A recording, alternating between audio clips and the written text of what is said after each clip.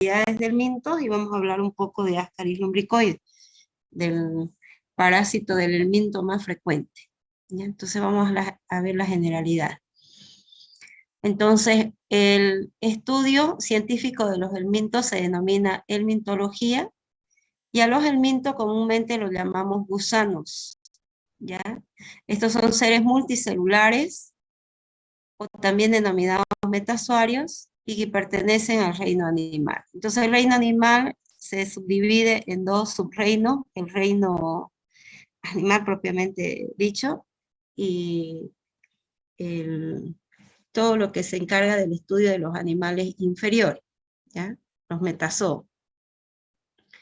Entonces, también se denominan a estos parásitos adultos como vermes, ¿ya? Vermes o helmintos, y entonces este es un periodo de vida del parásito donde alcanza su máximo desarrollo, ¿no? Entonces, la forma adulta, en otras palabras.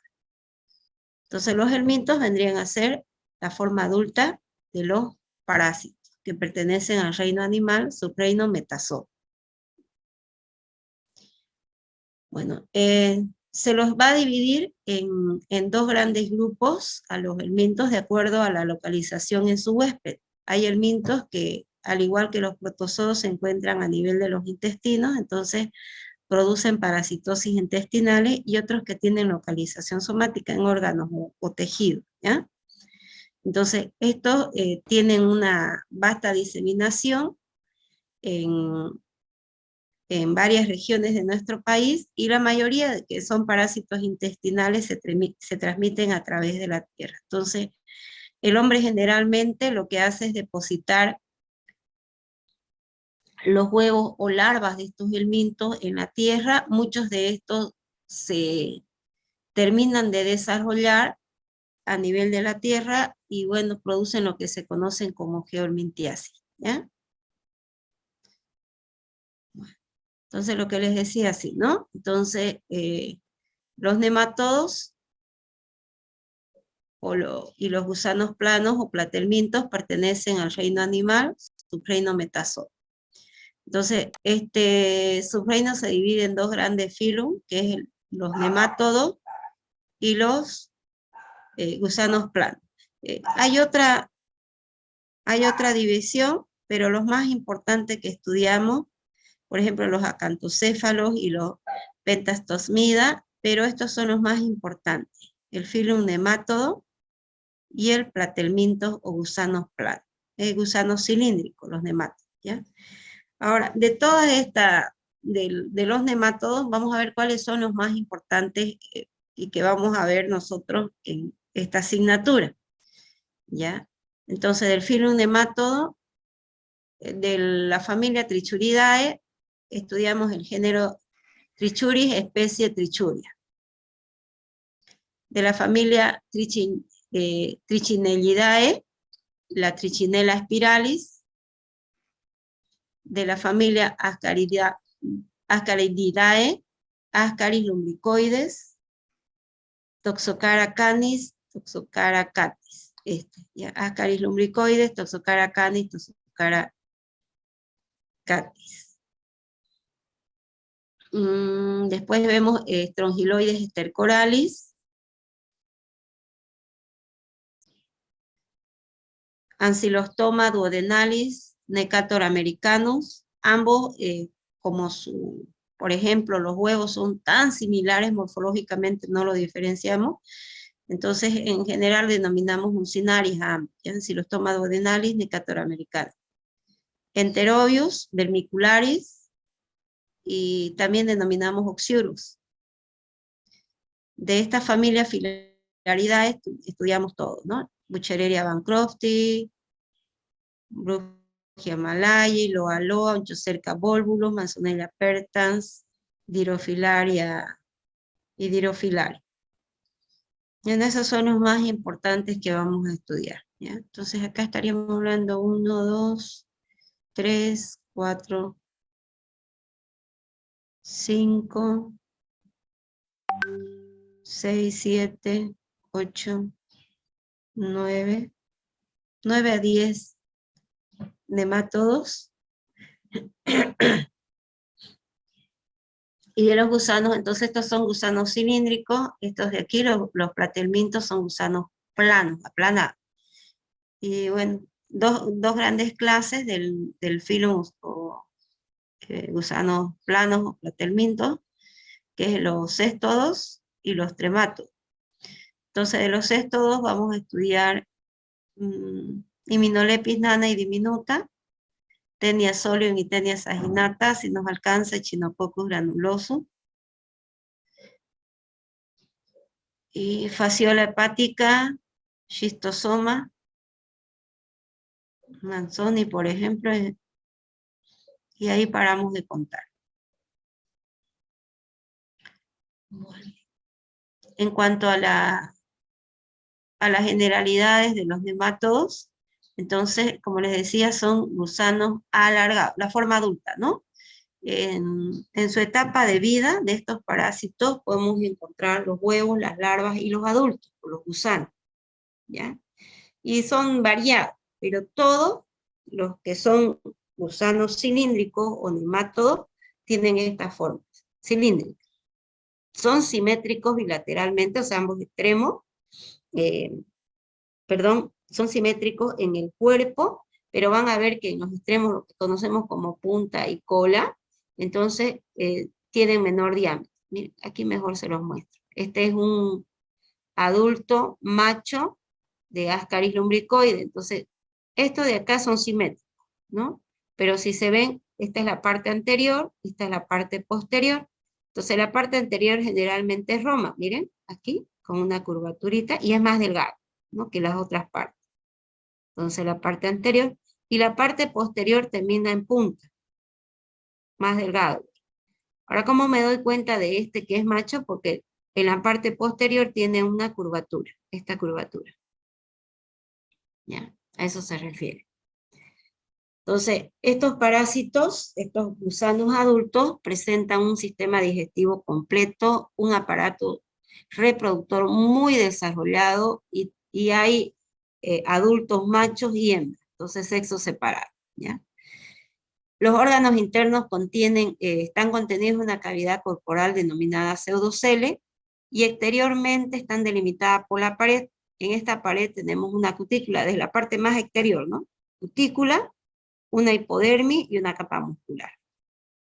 Entonces, esto es lo que nosotros vemos, bueno, y en este parásito tienen unas estrías la cutícula, ¿ya? Entonces, la cobertura más delgadita, la que se observa, es la cutícula. Bueno, luego viene la hipodermis y una capa muscular.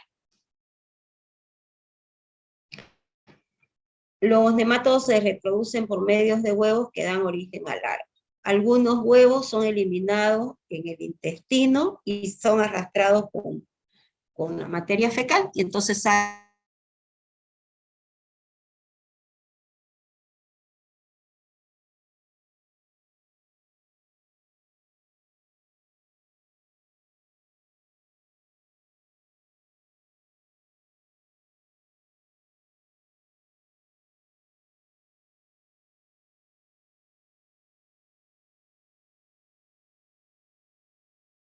al exterior la hembra.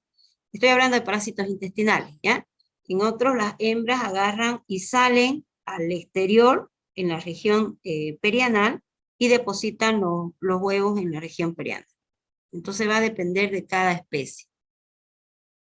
Y bueno, y otros, igual que se pueden reproducir por medios de huevo y que dan origen a larva cuando tienen localización tisular, por ejemplo, puede ser muscular, como el caso de las trichinelas, ¿ya? Ahora, de acuerdo al modo de transmisión de los nemátodos intestinales, van a predominar aquellos que se transmiten a través de la tierra, lo que les decía, ¿no? Entonces, muchas personas depositan o hacen contaminación fecal, que están parasitadas, eliminan los huevos a través de la materia fecal y lo hacen en tierra. Entonces, muchos salen, si bien salen huevos fértiles, ¿verdad?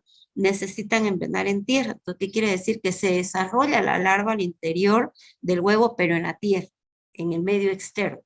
Y entonces, Cuando ese es el mecanismo o modo de transmisión, a esta parasitosis la denominamos geohelminthiasis, ¿ya? Porque necesitan sí o sí embrionar en tierra. Entre las principales nematodos que son denominadas geohelminthiasis tenemos el ascariasis, esto es por Ascaris lumbricoides, tricocefalosis por Trichuris trichurias, uncinariasis por Ancylostoma duodenalis necator americano y estrongiloidiasis por estrongiloides estercorales. ¿Ya?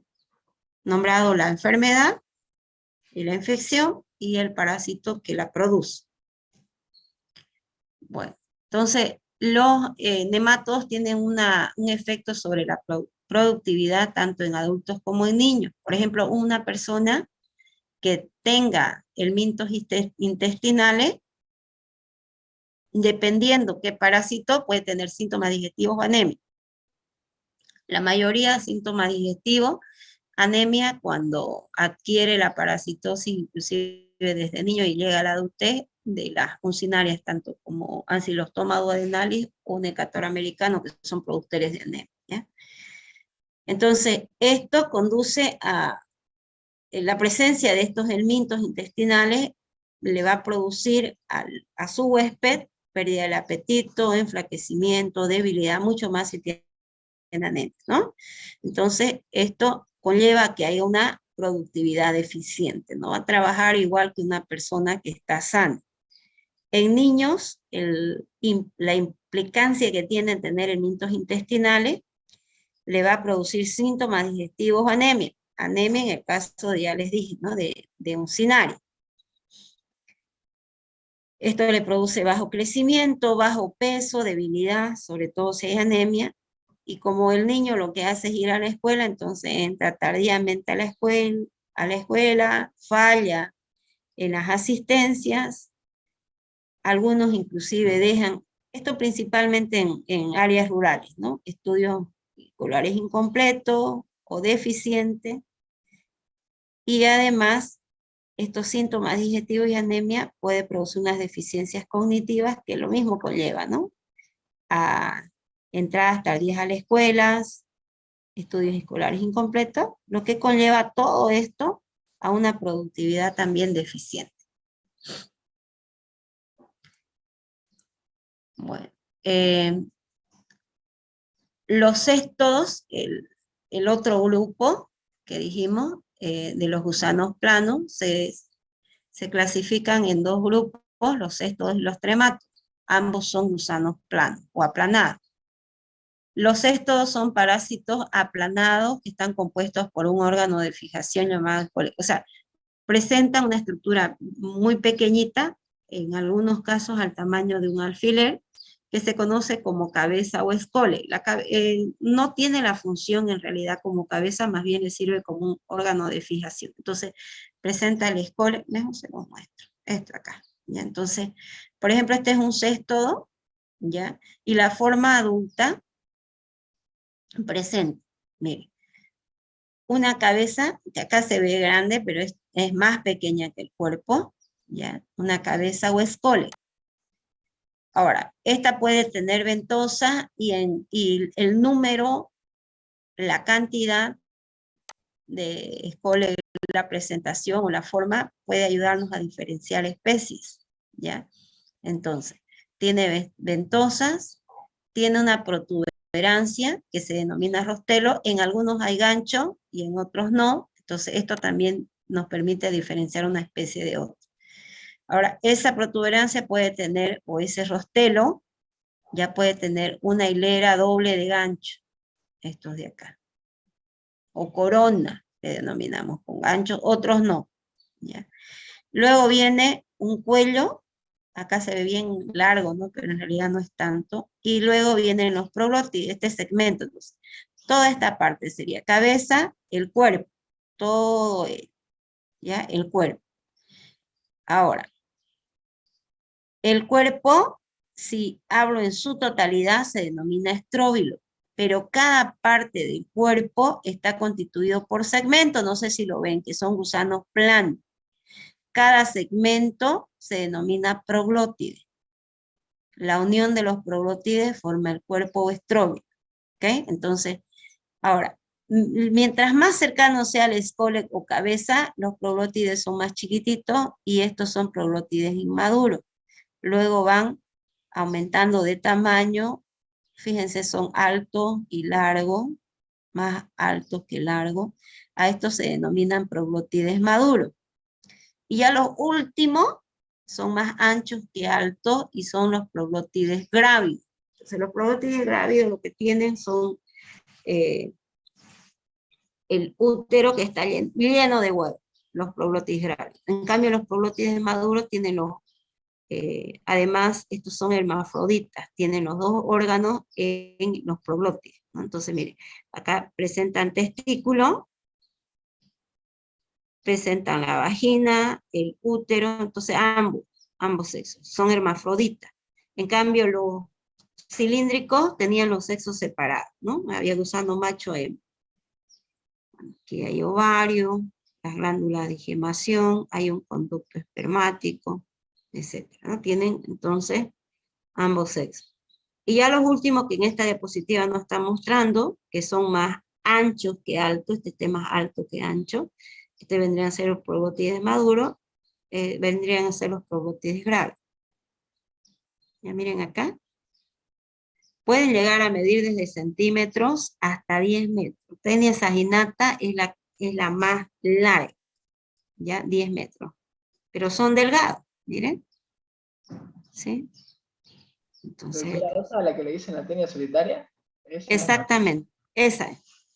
A esta le dicen tenia solitaria. Generalmente un solo parásito, ¿no? Hay en la parte del intestino, generalmente. Pero en medicina ya sabe que no siempre 2 más 2 es 4, ¿no? Depende. Entonces miren acá, son blancos o medios amarillentos, en general blancos, así como ese color que ustedes ven. ¿Ya? Estos son los proglótides maduros, proglótides graves. Estos son más anchos que altos. Estos más altos que anchos. Bueno, como les decía, si tiene o no gancho, el número y forma de las ventosas, esto son características diferenciales de cada especie. Por ejemplo, así rapidito, porque después lo vamos a ver a detalle. Hay dos especies que son del mismo género Taenia, ¿no? Las tenias, generalmente. Hay dos especies.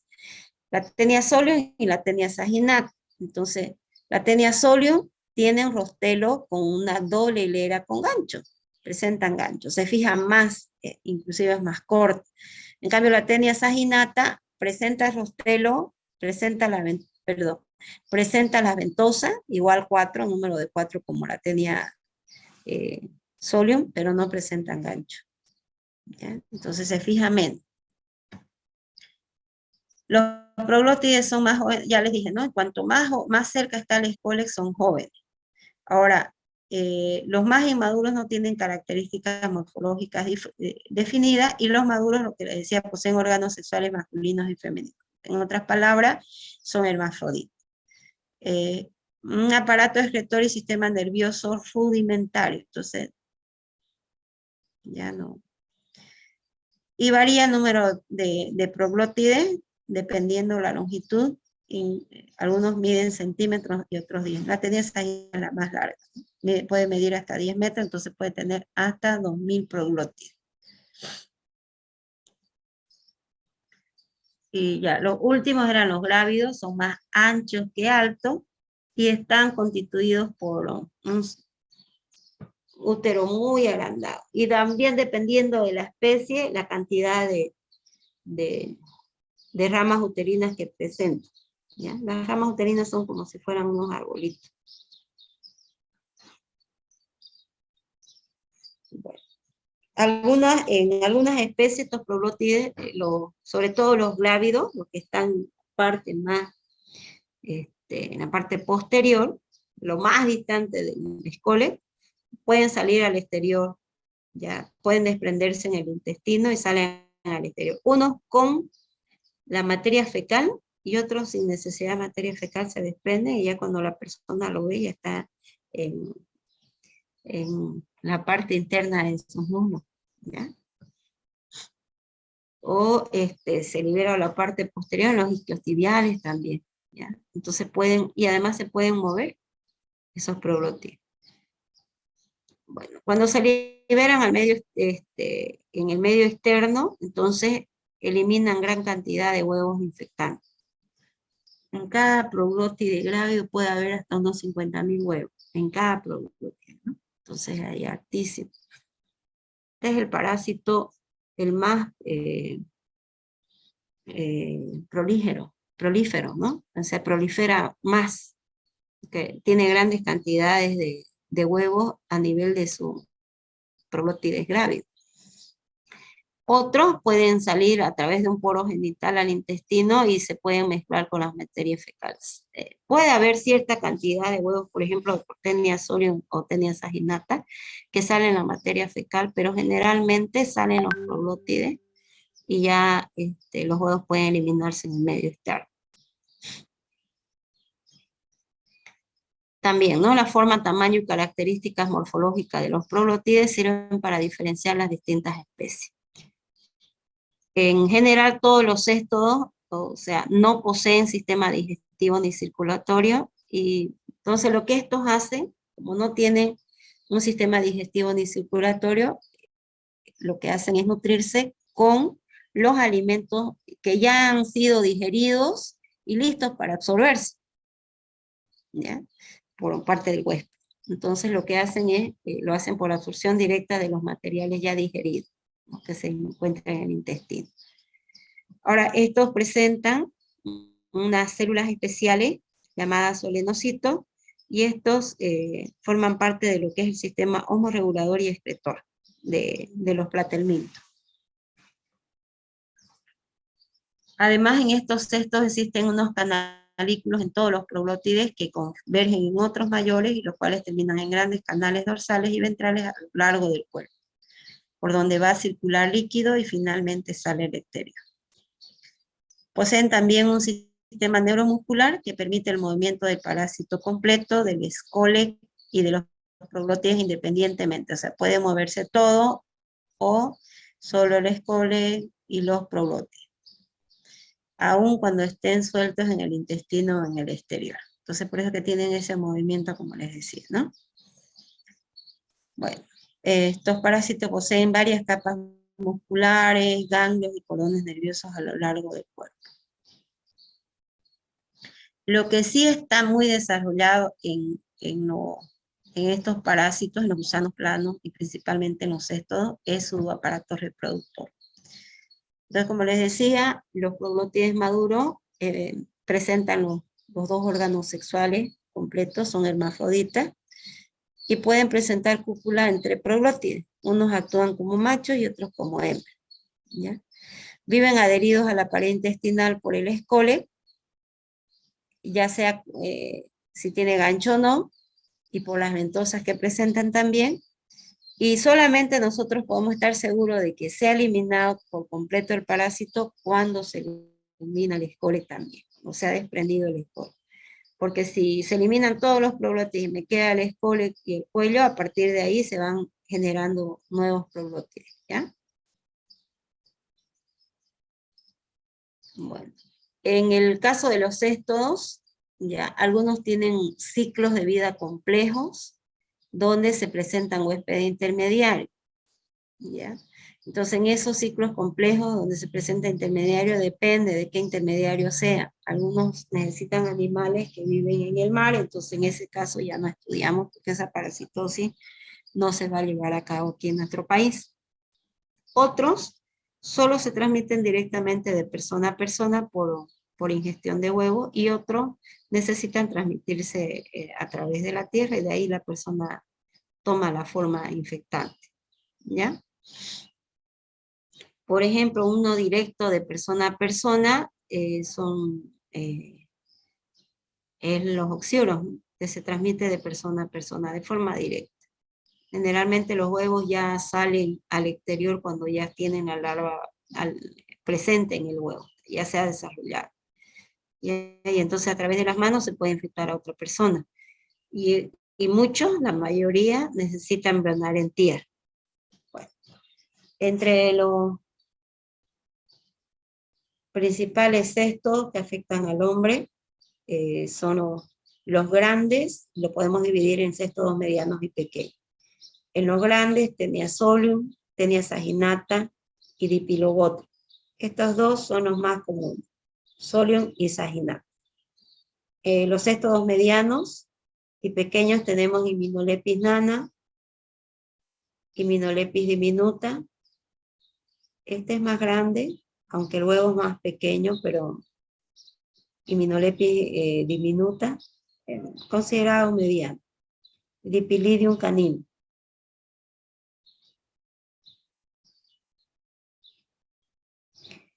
En general, el hombre sufre invasión por formas larvarias de algunos cestos, en cuyo caso es huésped intermediario ocasional y no transmite el parásito. Entre las principales formas larvarias tenemos la cisticercosis, que es producida por larvas de Taenia solium, y dactidosis por larvas de Echinococcus granulosus, esparganosis por larvas de diferentes especies de Pilobotrium, y cenurosis por larvas de Taenia cerealis. Bueno, lo más común, esto es cuando la persona consume huevos, ¿no? Alimentos que tengan, humanos que contengan huevos de Taenia solium. Para tener cisticercosis, tiene que haberse infectado con huevos de Taenia solium. Pero en su interior, estos van a liberar la larva y se va a enquistar.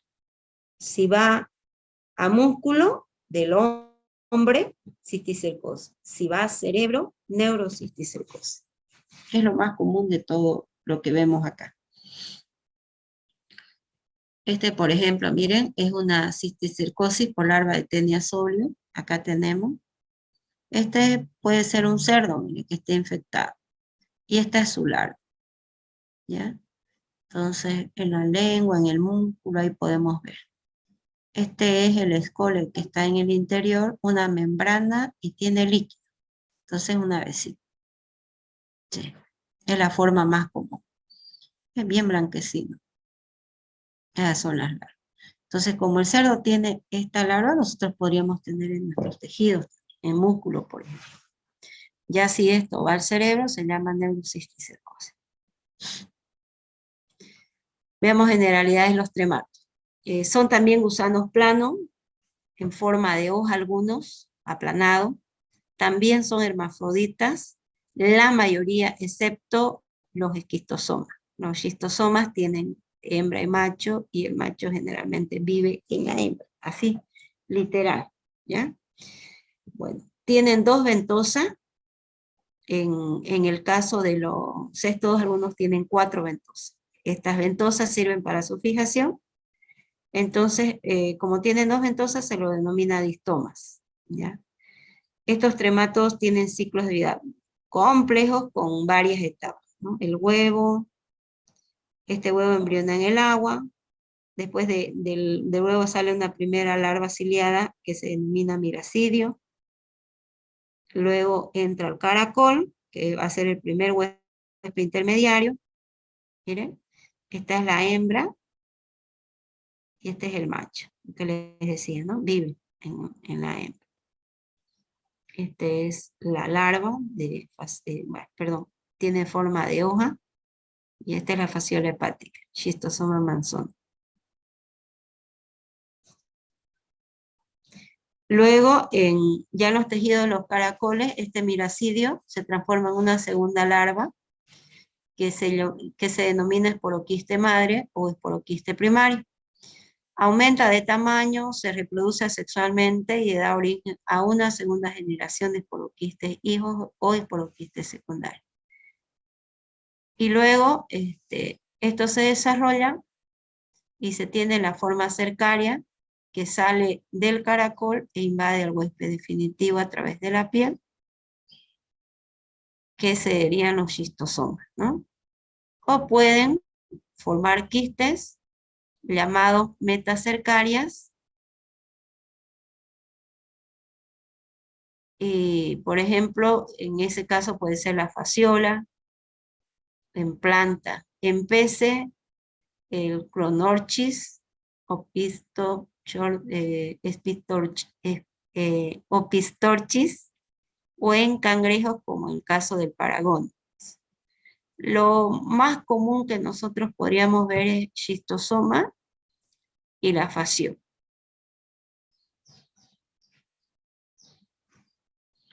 Bueno, entonces hay muchos animales que pueden tener estos tremátodos, en este caso se denominaría trematodiasis, y de estos animales pues, pueden pasar al hombre, ¿ya?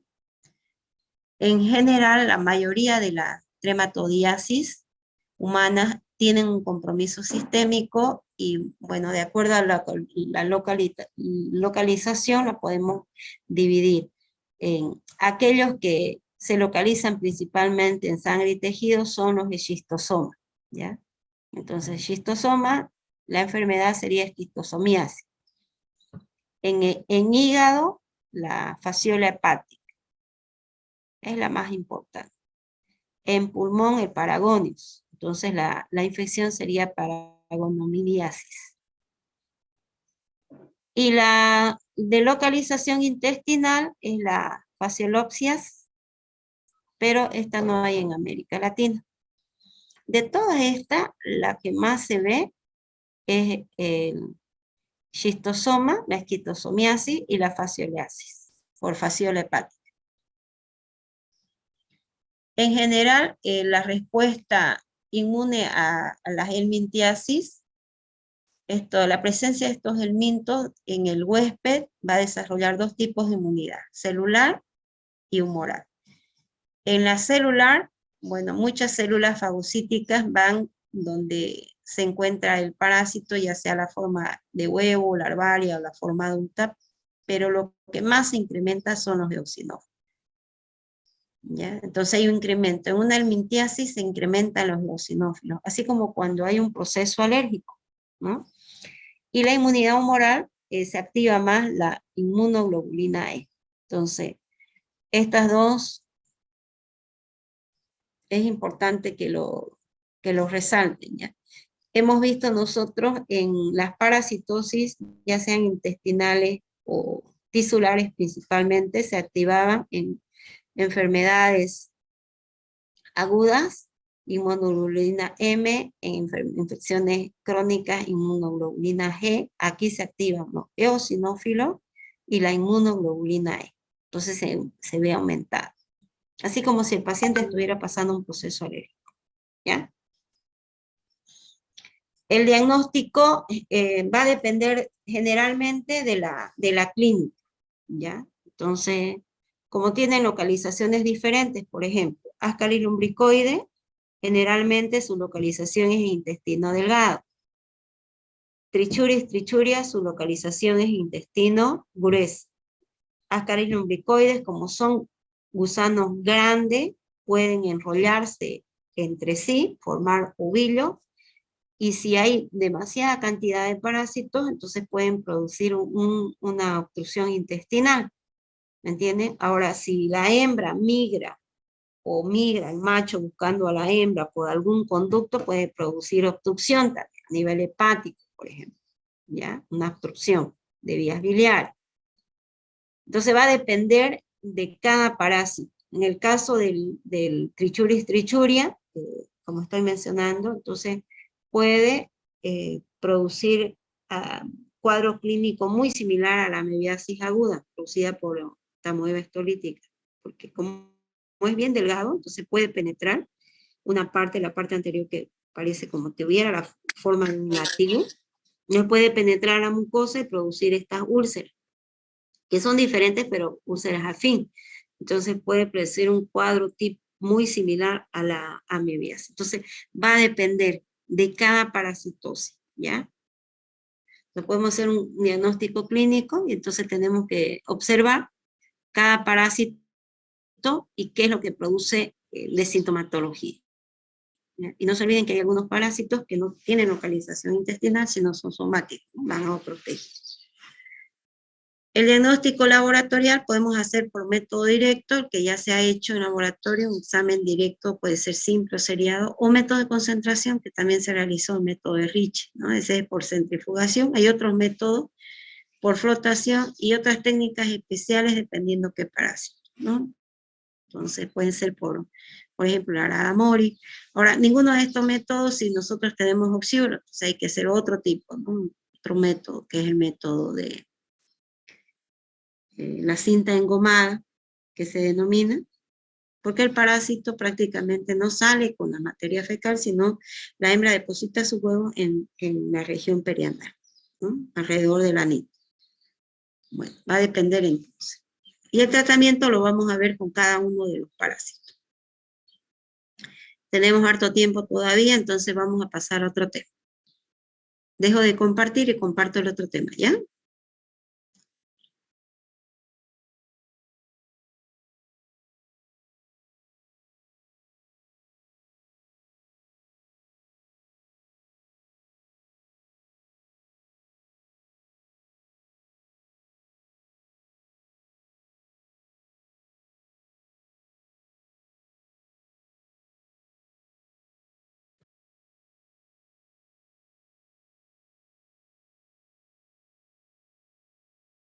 ¿Se ve?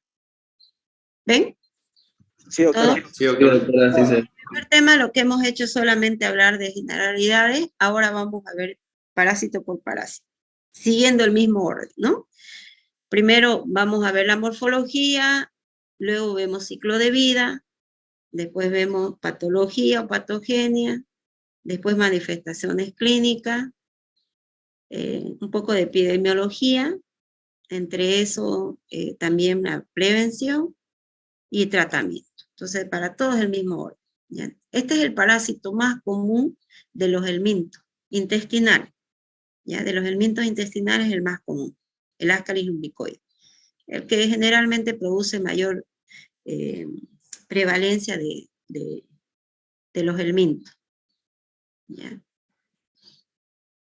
Igual, ¿no? Reino animal, subreino metazoo, filo nematodo, Plasmidia, orden Ascaridida, familia Ascaridae, y el género Ascaris. Hay varias especies, pero el de nombre importante es el lumbricoides. El Ascarisum, por ejemplo, de los cerdos, pero a nosotros nos interesa el Ascaris lumbricoides. La infección producida por el Ascaris lumbricoides se denomina ascariasis, es lo más común, pero en realidad su terminología tendría que ser en osis, ¿no? Ascariosis. Es más fácil de pronunciar ascariasis. Como les decía, este parásito tiene localización a nivel del intestino delgado. Si no hay mucha cantidad de parásitos, si el número de parásitos no es grande, entonces permanece de forma asintomática, no produce síntomas clínicos. Es más, ni la persona sabe. Pero sí puede, si ya va aumentando el número de parásitos, puede producir cuadros digestivos inespecíficos y alteración de la nutrición, sobre todo en niños pequeños. Y si el número es grande de parásitos, puede haber complicaciones de riesgo de vida porque pueden producir una obstrucción intestinal, ¿ya? Formar estos ovilios, como le digo, producir un cuadro de obstrucción intestinal, o inclusive, dijimos, pueden migrar a otros lugares, ya no intestinal, extraintestinal, ¿ya? Bueno. Es considerada una geohelminthiasis porque salen los huevos fértiles a través de la materia fecal y esos huevos fértiles necesitarán embrionar en tierra. Entonces el huevo contiene el embrión, pero todavía no está listo para infectar a otra persona. Entonces necesita embrionar en tierra. Embriona en tierra quiere decir que se forma la larva al interior del huevo y ese ya es un huevo listo para ser infectado. En otras palabras, la forma infectante será el huevo embrionado, el huevo con larva, ¿ya? El huevo con larva. De todas, es la más frecuente y la más cosmopolita, de todas las geohelminthiasis, ¿ya? Y bueno, está distribuida en todo el mundo, y principalmente en regiones que son húmedas, tropicales y también regiones templadas. Nuestro país es apto para la transmisión de este parásito y nuestro departamento también. Si bien el hombre puede infectarse, pero afecta principalmente a los niños. Bueno, 3 formas que vamos a ver aquí, ¿ya? De este parásito. El adulto, la forma intermedia que es la larva y el huevo. Aquí ya olvídense de quistes, olvídense de trofozoitos, ¿ya? Aquí ya tiene otra denominación. Aquí el gusano o el verme, que vendría a ser la forma adulta, ¿ya? La forma intermedia, que es la larva, que no siempre se ve, en la mayoría de los parásitos sí, ¿ya? Y el huevo. Entonces veamos la forma adulta. Dijimos que había, en los nemátodos, los sexos estaban separados, entonces teníamos un gusano adulto macho, gusano adulto hembra, ¿ya? La hembra en los seres inferiores es más grande, ¿ya? Es más grande que en los animales inferiores, ¿ya? El macho es más pequeño. Entonces la hembra mide de 20 hasta 30 centímetros de longitud por 3 a 6 milímetros de diámetro, así como un lapicerito, ¿no? El lapicero es cilíndrico, quizás un diámetro un poquito más pequeño. El macho de 15 a 20 centímetros de longitud y de 2 a 4 milímetros de diámetro, más delgado. Entonces este es más grande, más anchito, este es más delgado, más pequeño de tamaño y también de diámetro. En general, ambos son de color rosado, blanco, amarilloso. Entonces, algunos se ven un poquito más oscuros, otros son más blancos, más amarillentos. Ambos tienen un aparato digestivo completo y tiene una boca. En la parte más anterior presenta 3 labios bien prominentes, ¿ya? Y luego continúa con esófago, intestino. Y como les decía, ¿no? Particularmente cuando les mostré en generalidad y les mostré una forma adulta de un ascarilumbricoide macho, les dije que tenían en su cutícula así como unas estrías. Entonces, estos no se pegan a la mucosa, sino que a través de esas estrías, a través de esa musculatura es que viven en la luz volumen. Ya no presentan órganos de fijación. Esta es la parte más anterior, miren, y esta es la cutícula y estas son las estrías. Entonces estos son los labios prominentes. Esto es visto, a simple vista no se ve así, ¿no? Con un estéreo microscópico se puede observar. Aproximadamente vive 1 año, al cabo del año mueren y pueden inclusive ser eliminados espontáneamente del organismo, ¿ya? Ahora, diferencias que hay entre, si bien tienen similitudes, también tiene diferencias entre la hembra y el macho. La hembra termina en forma recta al extremo posterior, presenta un sistema reproductor bien desarrollado, tiene vulva, vagina, útero doble, oviducto y ovario, y tiene una oposición de 200.000 huevos al día por cada hembra. El macho, este termina en forma recta, este termina en forma de una curva, y tiene 2 espículas que miden de 2 a 3 milímetros, que son sus órganos de copulación. Ahorita les muestro. Fíjense, no tiene la parte anterior, la parte posterior termina en forma recta nomás, aunque es más delgado, entonces hembra. ¿Ya? Ahí me doy cuenta. Aquí en esta diapositiva está mostrando macho. Miren la parte anterior, la parte posterior, que termina en una curvatura. Por acá estarían las espículas, como unas espinitas que sirven para copular a la hembra. Y estos, miren, estos de atrás más blanquecino, más amarillento, ¿no? Y aquí una hembra y un macho. El macho termina en la parte posterior, la parte anterior, miren, en una curvatura. En cambio, la hembra termina en forma recta. Más ancha, ¿no? Este es más delgado y es más grande. Preguntas sobre, ya la parte anterior tienen esos labios prominentes, 3 labios prominentes, ¿no? ¿Alguna pregunta que quieran hacer, jóvenes y señoritas? Doctora, ¿cuál es más o menos para ese entre la hembra y el macho, cuál es el más agresivo, digamos?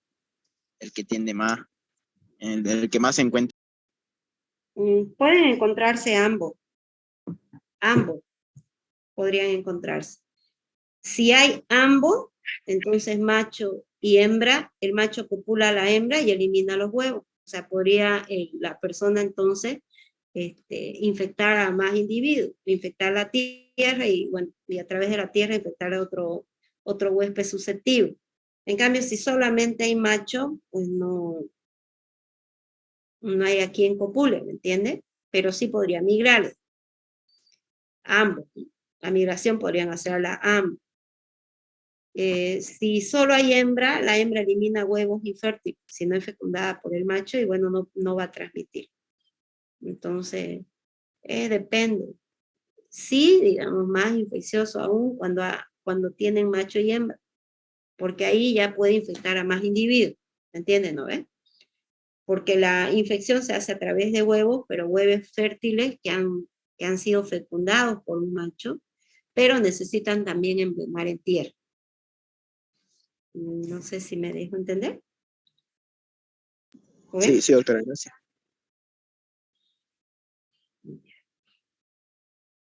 Doctora, había dicho que la forma larvaria era la intermedia y el verme la adulta.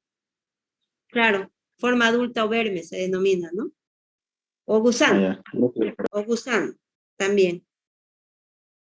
Gracias, doctora.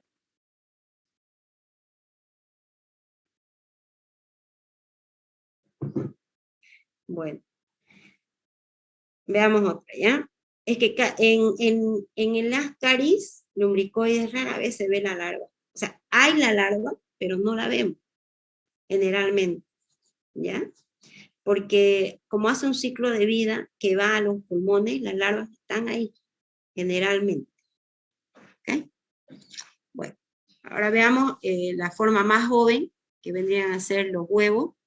Y les dije, ¿no? Existen varios tipos de huevos. Huevos fértiles, huevos infértiles. Los huevos fértiles son de hembra fecundada, o sea que el macho ha fecundado a la hembra y elimina huevos fértiles.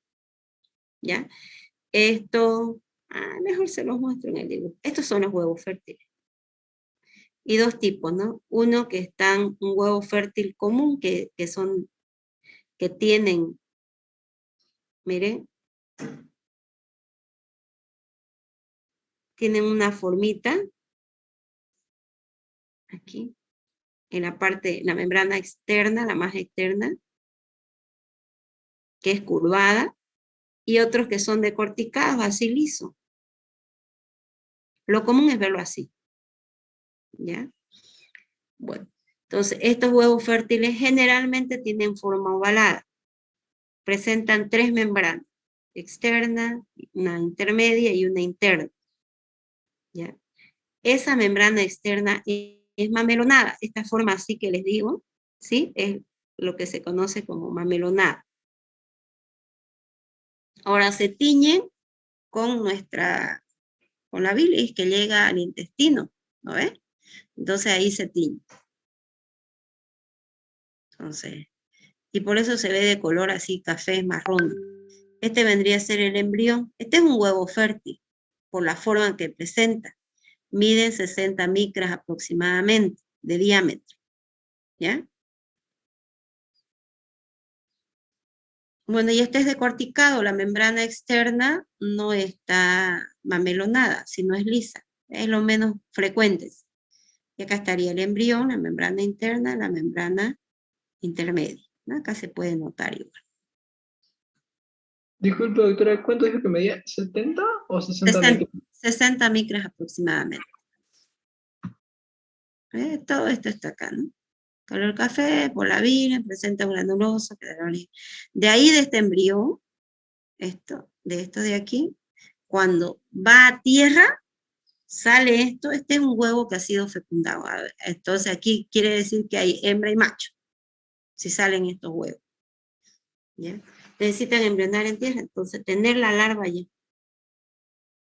Miren como este es ya un huevo fértil larvado. Entonces, ¿cuál de estos sería la forma infectante? ¿Mm? El fértil larvado. Este, exactamente. Esta es la forma infectante, ya cuando ya tiene la larva. Ahora en materia fecal vieja también se pueden ver estas larvas. Estos huevos, miren acá. Una saliendo del huevo, una larva, una materia fecal antigua, ya viejita. Siempre se dice, ¿no? Que tanto los huevos y todo se pueden concentrar y formalizar, y las muestras fecales se pueden conservar por mucho tiempo, y bueno, uno piensa que el huevo va a quedar así intacto y que ya no se va a desarrollar, ¿no? Entonces, así como esta diapositiva, no lo encuentro el video, pero a ver, voy a seguir buscando. Mis alumnos grabaron un videito en una muestra, un pool de muestra que trajimos de un viaje de extensión, y la larva se ve así literal saliendo del huevo, ¿no? En una muestra antigua, pero formalizada. Es más, ¿no? Miren, ustedes pueden subsistir inclusive, y saliendo la larva del huevo. Ya se ve así, igualito. Entonces esta larva generalmente que sale, como hace un ciclo que no es directo, sino hace un ciclo pulmonar, entonces esta larva se ve en el pulmón y nosotros no la vemos, sino que produce algo a nivel del pulmón. Ahorita lo vamos a ver, que se denomina el síndrome del ojo, ¿ya? Y no siempre vemos la larva. Bueno, las hembras que no son fecundadas eliminan estos huevos infértiles. A ver, acá, ¿ya? Estos vendrían a ser los huevos infértiles. Son más grandes, más largos. Presentan una sola membrana mamelonada y en los extremos, miren, en estos extremos, son romos. Y una sola membrana. Ya no presentan esas tres membranas y son más largos, miden 80 micras. Más largos de longitud, ¿ya? Entonces, estos huevos infértiles es de hembras que no han sido fecundadas, solo hembras, ¿ya? Sí tiene la membrana externa mamelonada, pero no tiene más que una. ¿Dudas que tengan hasta acá?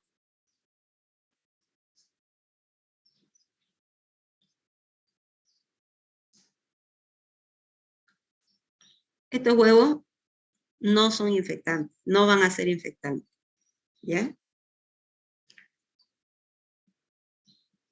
Bueno, veamos el ciclo de vida. Entonces le dije, hacen un ciclo de vida que no es directo, sino indirecto, ¿ya?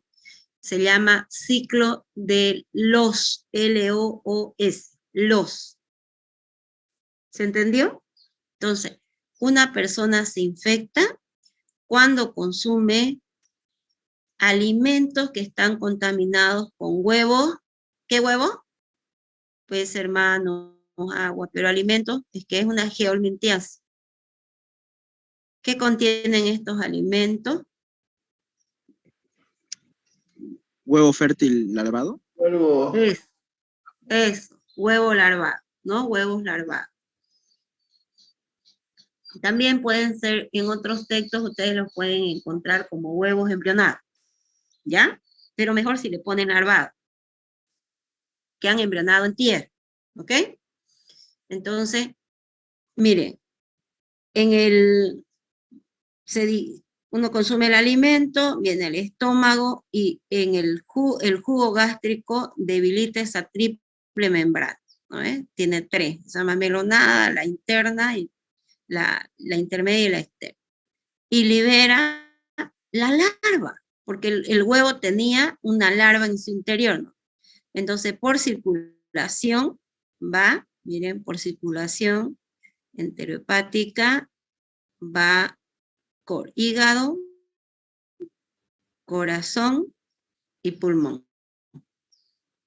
Entonces va así. Y pulmón.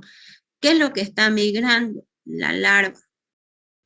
Y la larva, dependiendo la cantidad de parásitos que hubiera consumido con el alimento, la contaminación, entonces pueden producir sintomatología a nivel del pulmón. Entonces, cuando hay sintomatología, luego lo vamos a ver, se llama síndrome de Loeffler. ¿Ya? Ciclo de Loos, y lo que produce en el pulmón es síndrome de Loeffler. Esa larva tiene muda, se hace más grandecita, y por regurgitación vuelve al intestino. Y se anida a nivel del intestino delgado. ¿Ya? Y ahí se coloniza. Bueno, puede haber hembra y macho, y el macho, cuando copula la hembra, esta elimina huevos fértiles. Miren, aquí la membrana mamelonada. Y embriona en tierra. Más si va a tierra, y si esta tierra está húmeda, mejor.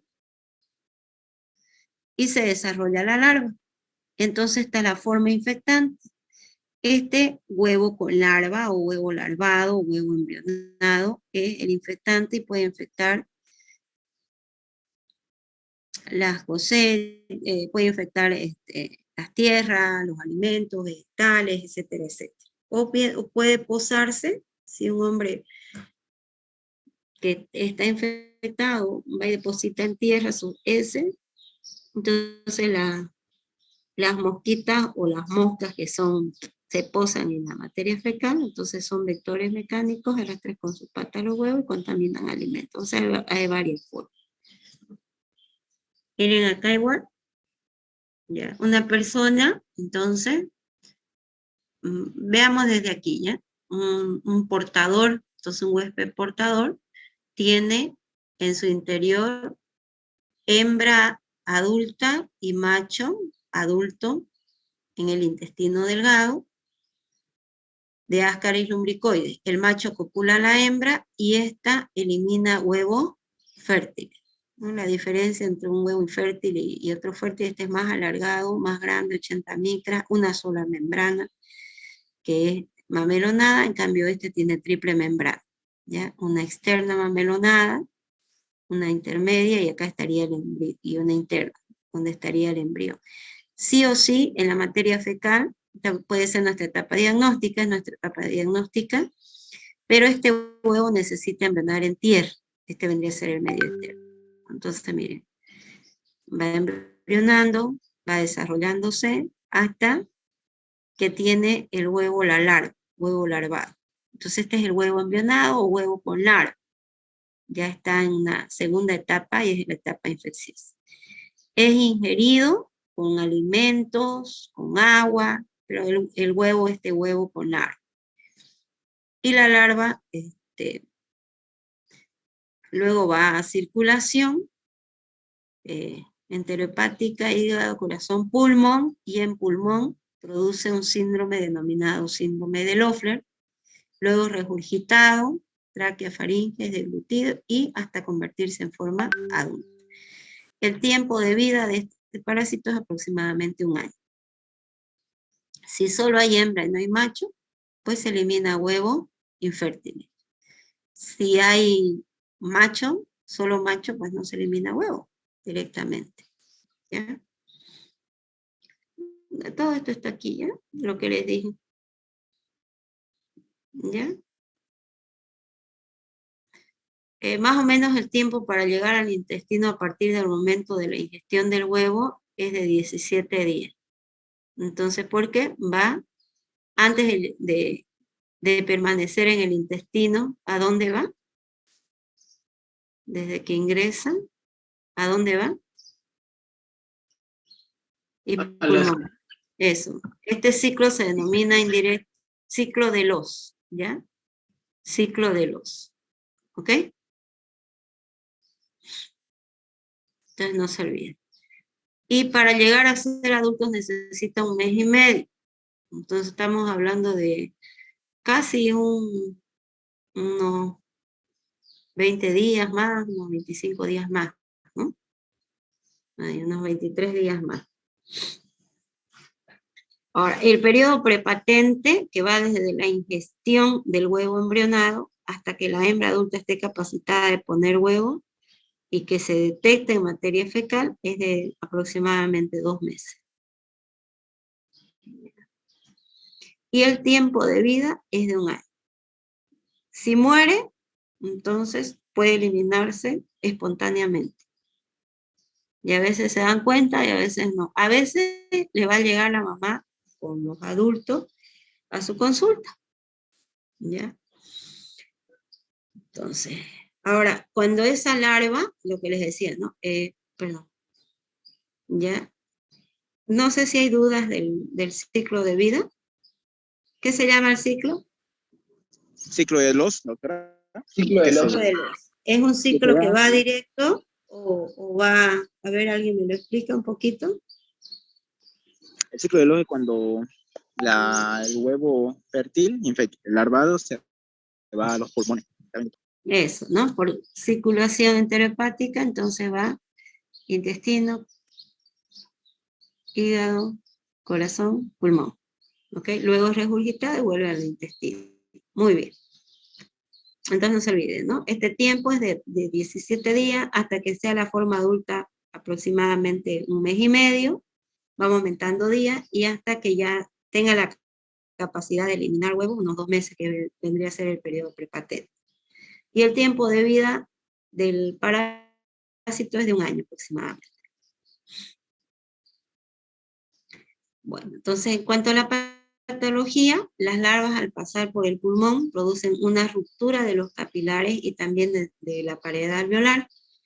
Y entonces puede haber hemorragia, inflamación, y aquí algo que es importante, que puede haber un aumento de los eosinófilos, y también en este tiempo puede haber una eosinofilia a nivel sanguíneo, ¿ya? En el pulmón y también sanguíneo. ¿Okay? A esto se conoce como el síndrome de Loeffler. Entonces, cuando ya hay una invasión masiva, produce este síndrome. Este síndrome de Loeffler está caracterizado porque puede haber lesiones múltiples a nivel de los alveolos pulmonares, hay abundante exudado inflamatorio y hemorrágico, y bueno, en este periodo si hacemos en nuestro paciente una radiografía PA de pulmón, aquí se pueden ver esas opacidades diseminadas y pueden ser transitorias, ¿ya? Miren aquí estas opacidades, ¿no? Okay.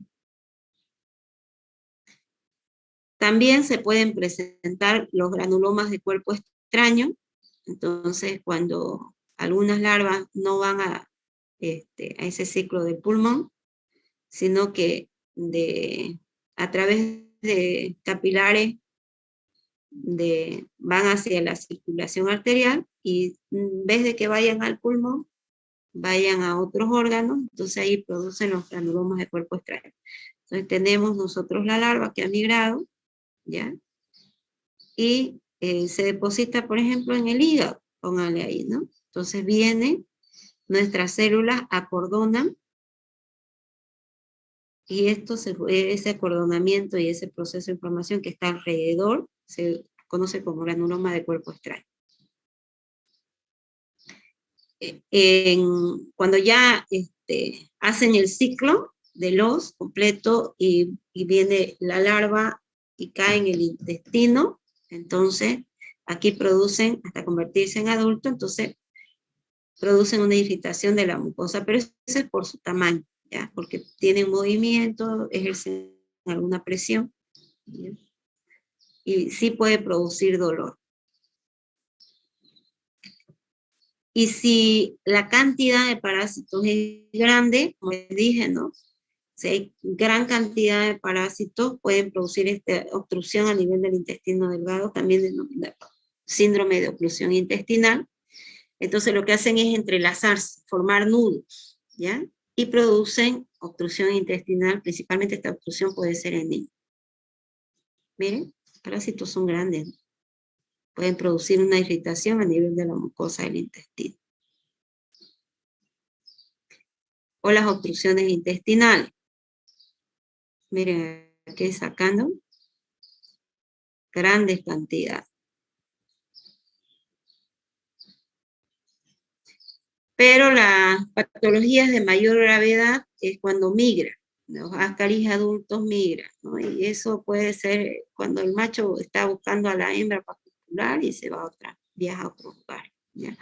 Entonces, dentro de las invasiones que puede ser a las vías biliares, es al colédoco.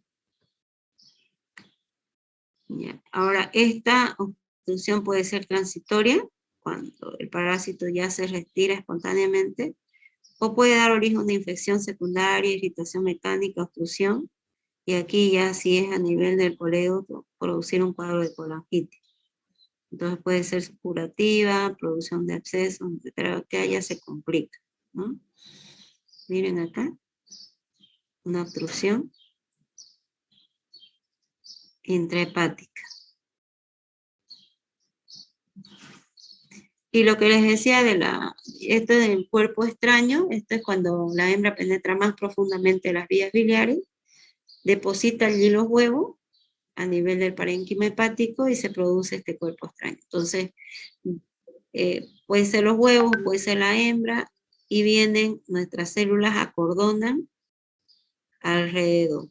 Y entonces estos se observan como nódulos blancos, amarillentos, entre 1 milímetro a 3 milímetros, y se observan con un centro necrótico nuestras células infiltradas de eosinófilos, células mononucleares, células gigantes, y además tiene un tejido fibroso, y eso es lo que nosotros denominamos como granuloma de cuerpo extraño. O puede ir a invadir, o sea, y ya esto sería extraintestinal. Miren, aquí esto es cuando el parásito adulto ha muerto y hay un zono de necrosis. Ahora, si esto además se infecta secundariamente por bacterias, entonces produce estos abscesos, ¿no? Miren acá igual.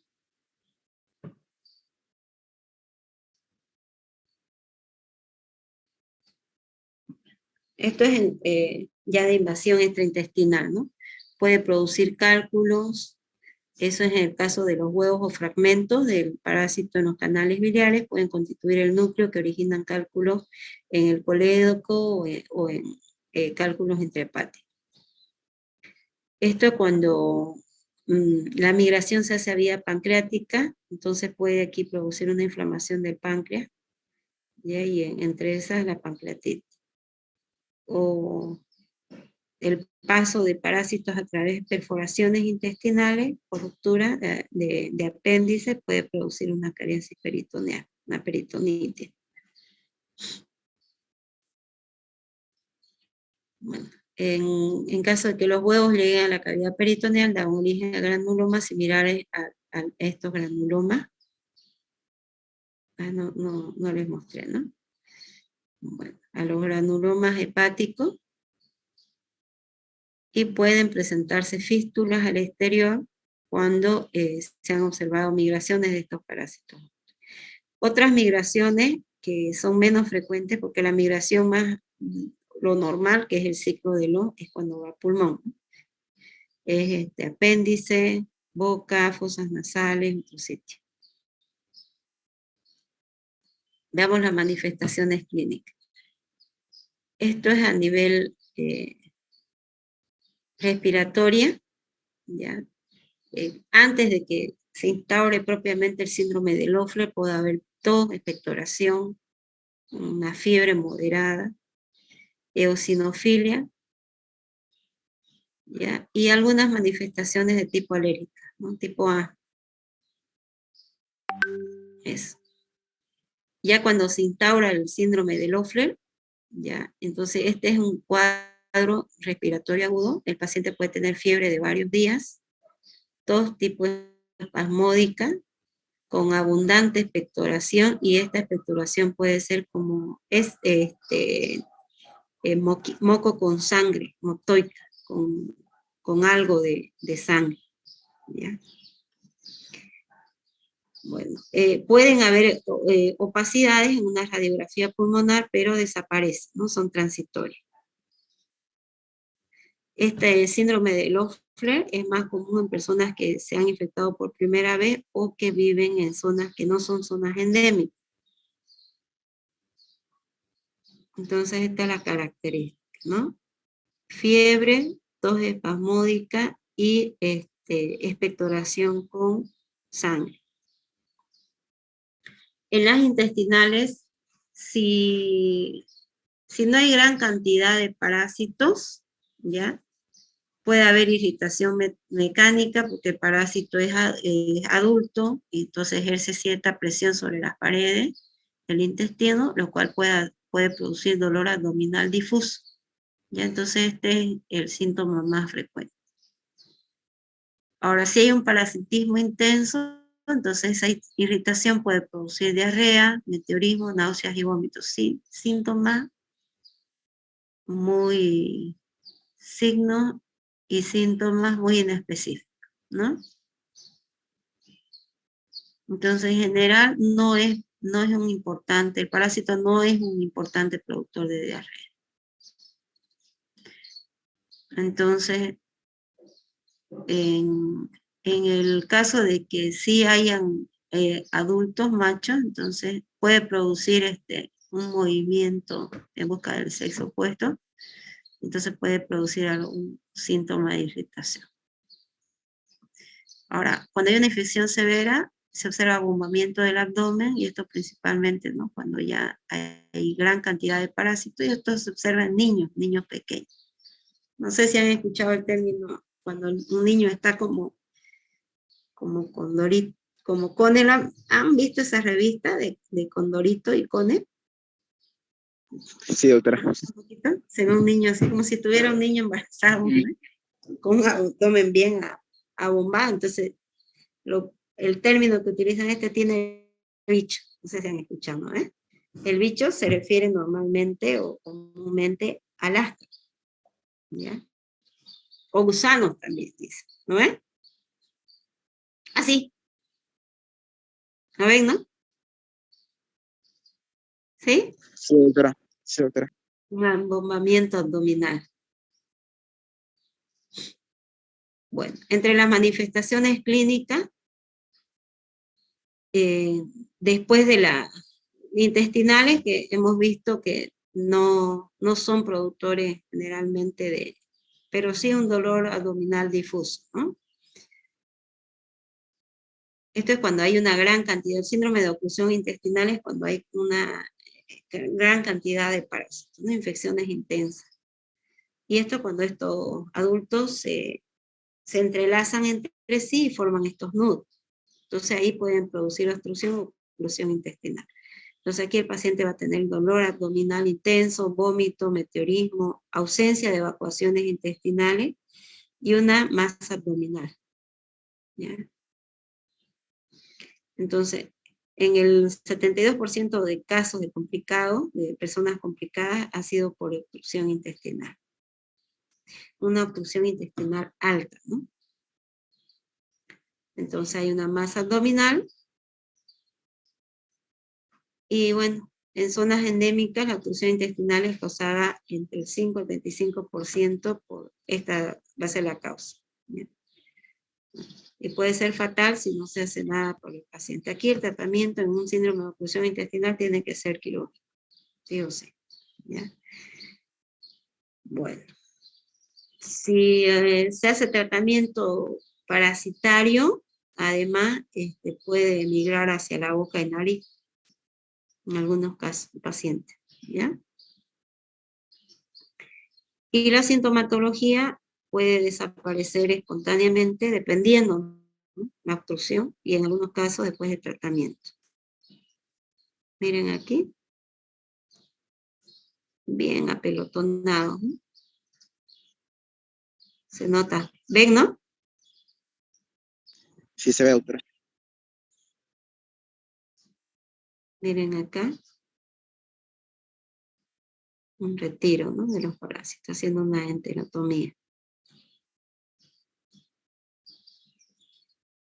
Miren la cantidad que puede haber, ¿no? No va a querer comer tallarines, ¿no? Bueno, Parece fideo. parece fideo. Así es. En las migraciones, entonces, las migraciones como les decía, puede ser sin causa o ser desencadenada por la fiebre, algunos medicamentos, e inclusive algunos antihelmínticos, o por migraciones también por buscar a la hembra, o sea, hay varios, ¿ya? Entonces, va a depender las manifestaciones clínicas del órgano que esté afectado, donde hubiera migrado. Entonces, si va a vías biliares, entonces puede producir un síndrome de obstrucción biliar, similar al originado por cálculos biliares o policistitis. Entonces, por ejemplo, cuando hay obstrucción, una característica es que puede haber ictericia en el paciente. Dolor también, ¿ya? A nivel del hipocondrio derecho, y puede acompañarse con ictericia. Pero va a depender, como dijimos, de qué lugar, qué vía. Entonces, dolor, como les decía, ¿no? En zonas hepáticas, dolor es de duración prolongada, resistente a los analgésicos y está acompañado de fiebre, ictericia, aquí un aumento de leucocitos con aumento de neutrófilo, vómito y defensa muscular de la región afectada. O sea, usted quiere palpar y va a haber una sola palpación por parte del paciente por causa del dolor, ¿no? Bueno, entonces puede producir cálculos biliares también. Entonces, esta sintomatología ocurre cuando hay invasión a colédoco o cuando el parásito ha ido a conductos hepáticos, vesícula o hígado. Entonces, entre factores predisponentes para que un paciente tenga cálculo biliar por parásitos, que no es lo común, debido a anormalidades anatómicas de las vías biliares, alteraciones patológicas que tengan además algún tipo de otro cálculo, y en cirugías previas de esta vía. En los abscesos hepáticos, las características principales de este cuadro son fiebre, dolor en zona hepática, malestar general, abombamiento de la pared abdominal, leucocitosis y una eritrosedimentación aumentada. Y en los granulomas de cuerpo extraño ya lo vimos anteriormente. Entonces, si son hembras, estas depositan sus huevos y originan estos granulomas de cuerpo extraño, que son nódulos blancos amarillentos y que alrededor se encuentran constituidos por células, eosinófilos, en macrófagos del lugar, dependiendo de la zona, ¿no? Y bueno, tejido fibroso. Entre las migraciones a otros sitios, entonces, dependiendo de dónde migren, puede ser apendicitis, peritonitis, pancreatitis.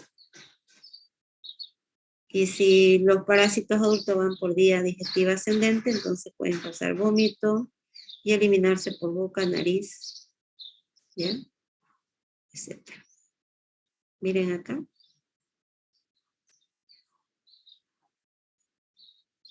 Vómitos y eliminación por nariz y por boca. Ahora, si un paciente presenta alguna fístula, hernia intestinal perforada al exterior, entonces puede verse la salida espontánea a través de estos orificios, ¿no? Miren acá. Una perforación de un divertículo del Becker. Aquí. Y de una hernia, ¿no? Miren. Bueno. Puede tener localización. Estos son menos frecuentes, ¿no? Los granulomas a nivel cerebral. Pero si en caso se produce, entonces pueden producir síntomas neurológicos variados, incluyendo convulsiones. Bueno, hay una atribución de chasquido de diente y prurito nasal, pero esto sobre todo por un mecanismo reflejo, ¿no? De larvas por la laringe y faringe. En general, esos chasquidos de diente que se conoce con el nombre de bruxismo, se da cuando los niños no son niños así hiperactivos, que no terminado de completar toda la actividad que tenían que hacer en el día, ¿ya? En cuanto a las nutricionales y rendimiento escolar, los niños pueden interferir con la nutrición, ya sea porque disminuye la ingesta de alimentos al producir anorexia, y disminuye la utilización de carbohidratos, grasas y proteínas, porque los parásitos lo que hacen es consumir, ¿no?, estos nutrientes que ha consumido el huésped. Y bueno, puede también, como si hay mucha cantidad, puede inducir al vómito, ocasionalmente diarrea también, ¿no? Miren, algo común en los niños que presentan distensión abdominal, ¿no? Intensa desnutrición y distensión abdominal. El diagnóstico clínico ya han visto que es inespecífico, puede confundir con cualquier otra, entonces para eso necesitamos nosotros, pero si hay ya un embombamiento del abdomen, entonces quizás sería pertinente a ese diagnóstico clínico hacer un diagnóstico laboratorial. Entonces podemos hacer a través de un examen directo simple o seriado, o utilizar alguna técnica de concentración, ¿ya? Entre esas podría ser por centrifugación o hacer un recuento de huevos por gramos de materia fecal, que esto, bueno, no lo hacemos, pero si queremos determinar la intensidad de la infección, se puede hacer este recuento de huevos por gramos de materia fecal. Bueno, este es el examen directo, ya saben, se coloca en un extremo del portaobjeto una solución de solución fisiológica, en el otro de Lugol, y bueno, la materia fecal que viene en un frasco ancho, entonces con un palito de picolé en el centro, pero solamente tocarlo, ¿no? Luego se coloca, se hace un extendido sobre la solución fisiológica, se puede eliminar y utilizar otro palito de picolé para la solución de Lugol, porta objeto en ambos y luego observación. Eso, ¿no? Y la centrifugación es lo que hicimos, ¿no? Todo este proceso que hemos hecho. Y después ver, ¿no? Con esto nos quedamos. Y eso es lo que vamos a ver, esta partecita. Y podemos observar diferentes tipos, ¿no? Huevo fértil, huevo infértil, huevo fértil decorticado, ¿no? Sin esa membrana mamelonada. Es una triple membrana, no se olviden. Mide 60 micras, la membrana externa es mamelonada, las otras son lisas, y acá tendríamos la estructura así media granulosa, que es el embrión, ¿no? Que tiene que desarrollarse. El infértil, 80 micras, la membrana, una sola membrana externa mamelonada, nada más. O la forma adulta. Este es un hembra o macho. Puede eliminarse la forma adulta. Hembra. Hembra o macho, ¿eh? Hembra. ¿No? La parte posterior termina en forma recta. Hay otros métodos de recuentos, ¿no? Este es un método de Cat-to-Cats, como les digo, que no, prácticamente no se hace. Pero para ver la intensidad se puede hacer este recuento de huevos por gramo de materia fecal, y en base a la cantidad nosotros podemos saber si la infección es leve, mediana o intensa, ¿ya?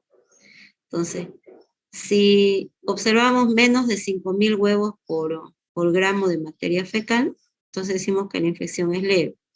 Entre 5.000 a 50.000 es intermedia o mediana intensidad, y mayor a 50.000 por huevo por gramo, entonces decimos que es una infección intensa. De trichuris se elimina menor cantidad. En trichuris la oposición es aproximadamente de unas 2.000 oposición, y oncinaria dependiendo de 10.000, 20.000, así. Pero en esta 200.000 huevos se eliminan, ¿no? Por cada hembra.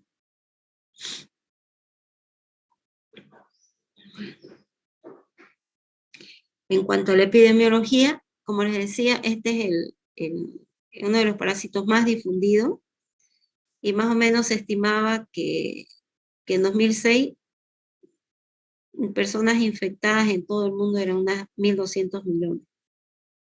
La mayoría infecciones leves, sin síntomas aparentes. Entonces tiene una amplia distribución este parásito. Y los parásitos, y el parásito, el huevo, si las condiciones ambientales le son favorables, entonces pueden estar varios meses en la tierra, ¿ya? En países no tropicales de América Latina, al comienzo del siglo XXI fue del 10%, y la transmisión, aquí por favor remarquen, no es directa, desde la materia fecal a la boca no es. El oxiuro sí, la transmisión ano-mano boca, acá no, porque acá necesita embrionar en tierra. Cuando sale el huevo necesita embrionar en tierra, ¿ya? Para que se forme la larva. No se van a olvidar, por favor. Entonces, en cuanto al grupo etario, el predomina en niños, ¿ya? Y en aquellas familias que viven en las zonas periferias, que no cuentan con buen sistema de letrina o no cuentan con una agua potable, etc. ¿Ya? A niños que los dejan a veces jugar con la tierra, meten cosas a la boca, etcétera, etcétera. Y me voy a pasar al tratamiento, ¿ya? Se puede hacer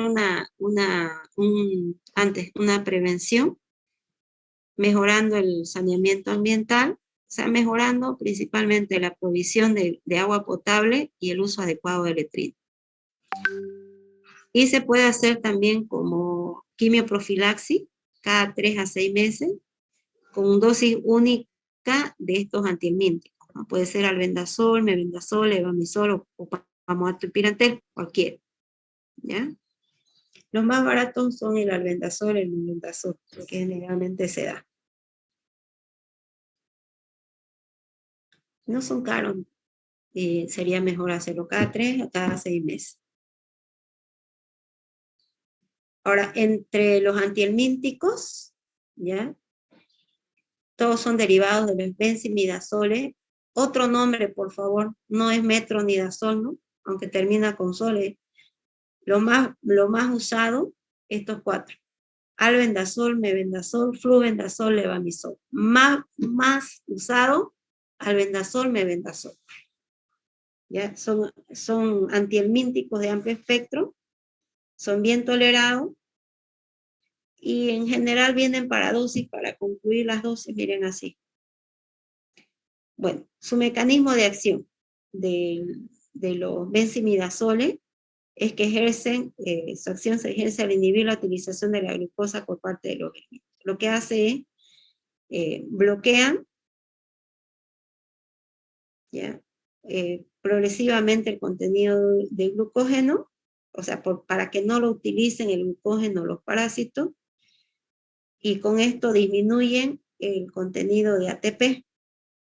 Entonces, como no hay glucógeno, no hay glucosa para que le dé energía, se disminuye el contenido de ATP, y entonces lo que hace es darle un agotamiento de la fuente energética que le va a dar esta estructura que es una forma de almacenamiento de energía, y es como que le va a producir una muerte lenta por agotamiento de la fuente energética.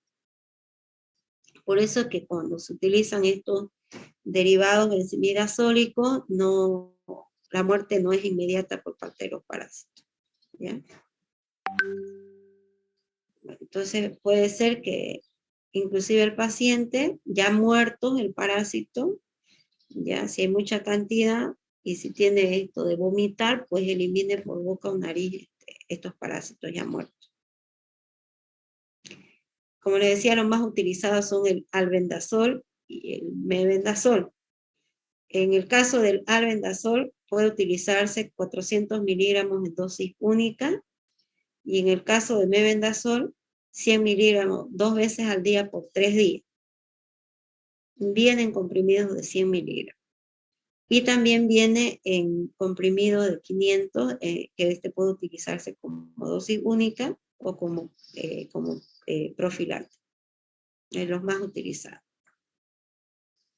Miren, el mebendazol viene en 2 presentaciones. En comprimidos de 100 miligramos y en comprimidos de 500.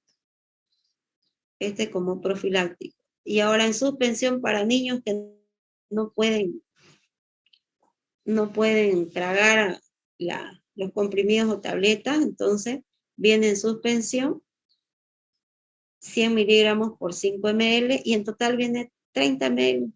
Entonces el tratamiento es 100 miligramos cada 12 horas durante 3 días. Acaba el tratamiento. Ya no hay ni que pesar ni nada, facilito ese tratamiento. Entonces la dosis clásica del mebendazol es 100 miligramos cada 12 horas durante 3 días y dosis única 500 miligramos en una sola toma.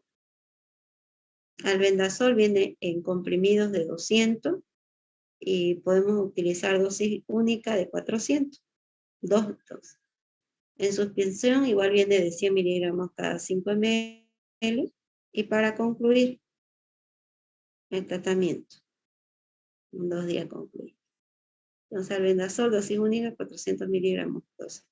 Y se puede repetir la dosis después de 15 días. Este es un buen fármaco, un poquito más caro, pero también tiene alta efectividad. Vienen comprimidos de 250 miligramos, como Pamoato de Pirantel, o también el nombre es Pamoato de Pirantelina, y en dosis de 250 miligramos por 5 ml. Aquí sí hay un tratamiento con dosis terapéutica, ¿ya? Entonces aquí es 10 miligramos por kilogramo peso. Pero miren, su tasa de curación es alta. Dosis única ya es 100%. Ahora, su actividad es diferente. Esta de acá, el albendazol y el mebendazol, lo que hacía era agotar la fuente energética que el parásito consumía, agotar el glucógeno para disminuir la cantidad de ATP disponible. Pues ese era su mecanismo. Este es otro. Actúa contra los parásitos inhibiendo la actividad neuromuscular. Entonces, ¿qué hace? Estimula la liberación de la acetilcolina, lo que va a producir una parálisis espástica. Entonces, no puede migrar el parásito. ¿Ya? Entonces, no vamos a ver esos vómitos y salida de adultos por boca o por nariz. Ahora, como este tiene un mecanismo de acción diferente a la piperacina, entonces no se debe dar hambre. ¿Ya? Este produce una parálisis espástica y el otro es una parálisis flácida. ¿Ya? Entonces esto es como que estuviera así todo, ¿cómo les digo? Como estuviera firme, ¿no? El parásito muerto. Entonces, en cambio, la piperacina tiene un mecanismo de acción relajante y es opuesto a este Pamoato de Pirantel. Bueno, es bien tolerado, pero puede haber algunos síntomas que son unos efectos colaterales, que no son de gravedad tampoco, ¿no? Como dolor abdominal, diarrea, náuseas, vómitos. Y la piperacina, que es otro tratamiento, viene en 2 presentaciones, en comprimidos de 500 miligramos y en jarabe de 500 miligramos por cada 5 ml. Entonces se administra por vía oral a las dosis de 50 miligramos por kilogramo día por 5 días, o a la dosis de 75 miligramos por kilogramo en dosis única. Entonces, el mecanismo de acción de la piperacina es bloquea la acetilcolina en la unión neuronal y produce una parálisis flácida. El otro, el Pamoato de Pirantel, era una parálisis espástica. Entonces acá ya se puede eliminar el parásito por el medio del peristaltismo del intestino normal. ¿Ya? Entonces, esta piperacina, como tiene un efecto relajante en la musculatura de los helmintos, es de elección cuando se sospecha que hay una migración de los parásitos adultos o cuando hay una presencia de nudos del parásito, ¿ya? Que creamos que pueda producirse una obstrucción intestinal. Bueno, y el otro tratamiento es pues el quirúrgico, ¿no? ¿Ok? Listo. ¿Dudas que tengan? Concluimos 2 temas, eso es bueno. Ya nos faltan, creo que como 10 o 12 nomás. Vamos a tratar de hacerlo más rápido. Son temas más cortitos, ¿ya? Y más facilitos porque los parásitos son grandes, se los puede ver también. Ya nos pasamos un poco.